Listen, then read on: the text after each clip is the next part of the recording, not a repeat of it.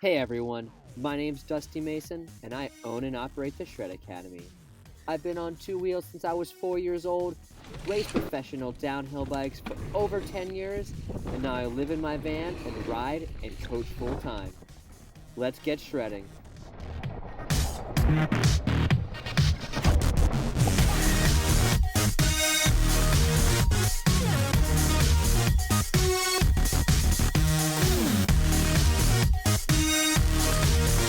Hey everybody, and welcome to our final video where we're gonna put it all together and as well go over the landing part again because no one wants to land sideways. So we've learned the turn bar, going off the lip, turning our bars, making sure our head is staying straight, our hips are staying straight down the trail. Now we've learned to also carve off the lip, either start on the left side, carve a little bit off the lip, and land farther on the right side of the landing, or vice versa. Now we're gonna put them both together and as well add a little shoulder rotation, and just like in cornering, we're gonna add a little hip rotation. To put these both together, we're gonna put them together in the reverse order that we learned them in. So to start, we're gonna carve up the lip. Now as we carve up the lip, and our front wheel starts to travel to the other side of the lip, we want to continue turning those bars. And as well, you want to start to rotate your shoulders. Make sure that your head isn't turning to look away from the landing or to look back at your rear wheel, because that will stop your hip rotation, which I'm going to talk about now. As I start to rotate my bars, if my back end wants to come to the side, my hips have to open up and turn so that the bike can change direction in the rear. So as my shoulders start to turn, I want to rotate those hips as well. And once I've reached the midway point in the air is when I want to start to rotate my shoulders back, which will then in turn rotate my hips back, which will help bring the bike back to straight again. I'll put the front tire down first, then set the back tire down, and we're moving on to the next jump. So now let's look at it in a very slow motion and we'll break everything down. I'm approaching this tabletop in the same speed I would approach it if I were just going to straight air the jump. I preload at the appropriate location, and as I start to enter the face of the jump and compress my suspension, I'm carving up the lip. And as I start to use my body as the counterweight, I'm also turning my bars as I'm leaving the lip.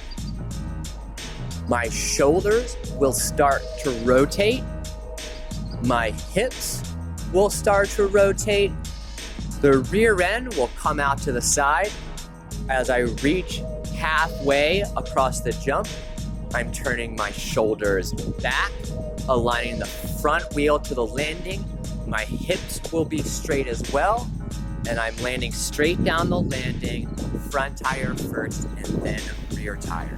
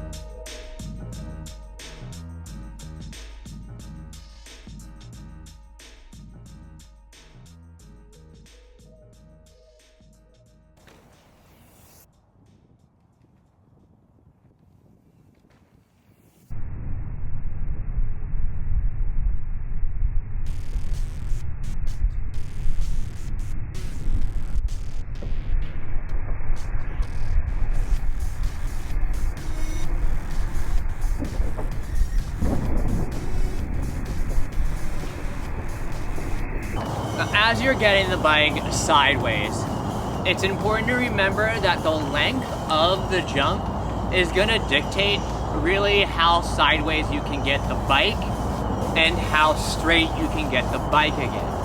If you can get the bike sideways really quick with some quick shoulder and hip movement, you may have enough time to get the bike back straight-ish again. So the longer the tabletop, the more time you'll have to whip the bike to the side and back again.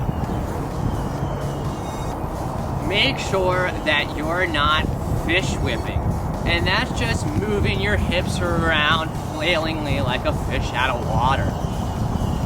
Whips are initiated with your shoulders and then followed by the hips. You can't whip to the side with your hips and keep your shoulders straight and feel comfortable and have control of the bike. It's not really gonna work like that. I hope that you're getting the bike sideways and all this information was useful. If you're having some problems, again, grab a membership starting at silver. We get 6 videos you can send to me and I'll personally review and put graphic annotations and my voice in them, and I'll send them back to you. Until the next video, guys, thanks again for joining us. Ride safe, shred safe. We'll see you in the next one.